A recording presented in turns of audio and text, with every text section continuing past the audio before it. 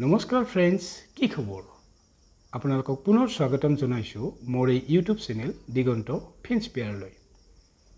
Friends, আপোনালোকৰ হাতত থকা স্মাৰ্টফোনটো যদি আপোনালোকে আপোনাৰ ল'ৰা ছোৱালীৰ হাতৰ পৰা লৈ আহে বা চাব নিদিয়ে, সিহঁতে কান্দে নেকি বা খিংখিঙীয়া হয় নেকি, অথবা তেওঁলোকে খানা নাখায় নেকি, বা তেওঁলোকে নিজকে আইচলেট কৰি ৰাখে নেকি?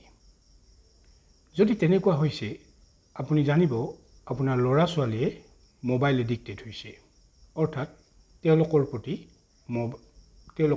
মোবাইলৰ প্ৰতি আসক্তি বৃদ্ধি পাইছে। ফ্ৰেণ্ডছ, বৰ্তমান সময়ত সৰু ল'ৰা ছোৱালীৰ মাজত এটা ভয়াৱহ সমস্যাৰ সৃষ্টি হৈছে, যিটো হৈছে আমাৰ মোবাইল এডিকশ্যন। অৰ্থাৎ আমি বিভিন্ন ছ'চিয়েল মিডিয়াত কেতিয়াবা আমি দেখিবলৈ পাওঁ যে সৰু ল'ৰা ছোৱালীয়ে অত্যধিক মোবাইল ব্যৱহাৰ কৰাৰ ফলত এনেকুৱা ভয়াৱহ আৰু অতি দুখ লগা কিছুমান আমি ছবি দেখিবলৈ পাওঁ, যিসকল ল'ৰা ছোৱালীক হস্পিটেলাইজ কৰা দেখা যায়।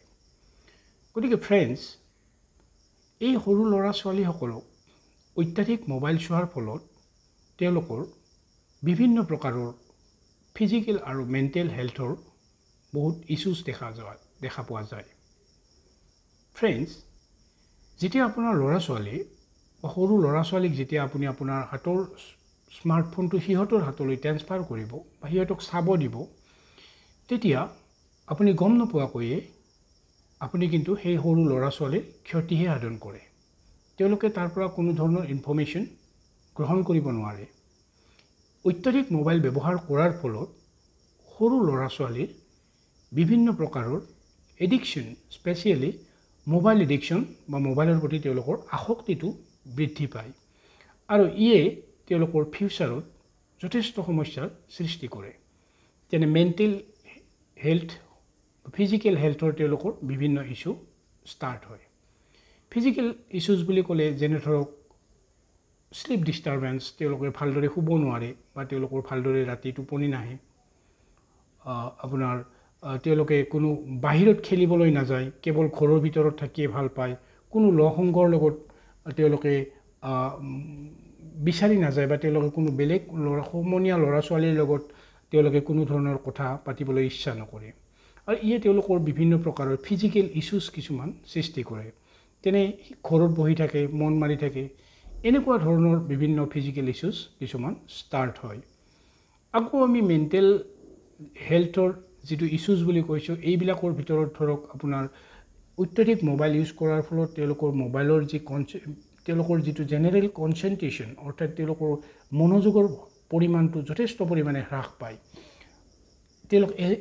এনজাইটি তেওঁলোকৰ বহুত বেছি বৃদ্ধি হৈ যায়, ষ্ট্ৰেছ পৰিমাণ বৃদ্ধি হয়, খিংখিঙীয়া হয়। তেওঁলোকে আপুনি কোৱা কথাটো, মাক দেউতাকে কোৱা কথা বা তেওঁলোকে ডাঙৰ মানুহে কোৱা কথাবোৰ শুনিবলৈ তেওঁলোকৰ কনচেনট্ৰেশ্যন নাথাকে বা তেওঁলোকৰ ধৈৰ্য নাথাকে। আফটাৰ অল কি হয় যে এই অত্যাধিক মোবাইল ইউজ কৰাৰ ফলত তেওঁলোকে মেণ্টেলি ডিষ্টাৰ্ব হয় বা তেওঁলোকৰ মেণ্টেল হেল্থটো যথেষ্ট পৰিমাণে হ্ৰাস পাই আহে।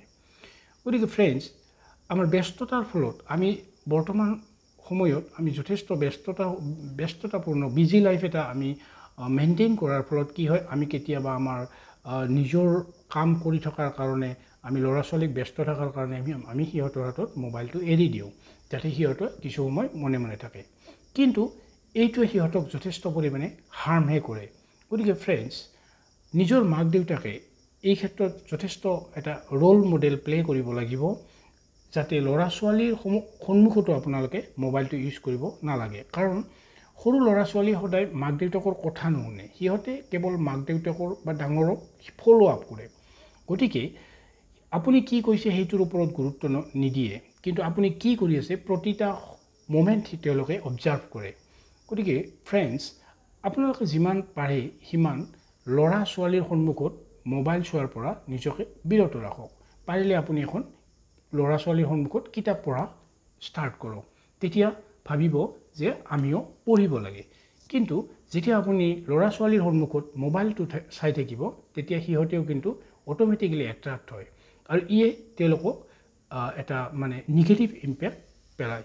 গতিকে ফ্ৰেণ্ডছ, আপোনালোকে যিমান পাৰে এই ল'ৰা ছোৱালী সৰু সৰু কোন ল'ৰা ছোৱালীসমূহ মোবাইল দিয়াৰ সলনি বেলেগ বেলেগ আউটডোৰ গেম আছে অলপ বাহিৰত নি বা নেচাৰৰ লগত তেওঁলোকক পৰিচয় কৰি দিয়ক তেওঁলোকে এইখিনি সময়ত তেওঁলোকে এক্সপ্ল'ৰ কৰিব বিচাৰে গতিকে তেওঁলোকক নেচাৰত লৈ যাওক বিভিন্ন গছ গছনি এইবিলাক চিনাকি কৰি দিয়ক চৰাই চিৰিকটি এইবিলাক চিনাকি কৰি দিয়ক ইয়াৰ সলনি আপুনি মোবাইলটো দিয়া বন্ধ কৰক আৰু আপুনিও নিজে মোবাইল ইউজ কৰাৰ পৰা ল'ৰা ছোৱালীৰ সময়ত সন্মুখত মোবাইল ইউজ কৰাৰ পৰা বিৰত থাকক কিয়নো এই ভৱিষ্যত প্ৰজন্মই আপোনাৰ লগতে এই ৰাষ্ট্ৰখন নিৰ্মাণ কৰিব গতিকে ফ্ৰেণ্ডছ এই মোবাইলৰ যি ভয়াৱহতা এই ভয়াৱহতা ৰোধ কৰিবলৈ হ'লে নিজৰ প্ৰতিজন পেৰেণ্টে কনচিয়াছ হ'ব লাগিব তেওঁলোকে নিজৰ ল'ৰা ছোৱালীক এই মোবাইলৰ পৰা যিমান পাৰে সিমান দূৰত বা স্ক্ৰীন টাইমৰ পৰা যিমান পাৰে সিমান দূৰত আঁতৰাই ৰাখিব লাগিব কাৰণ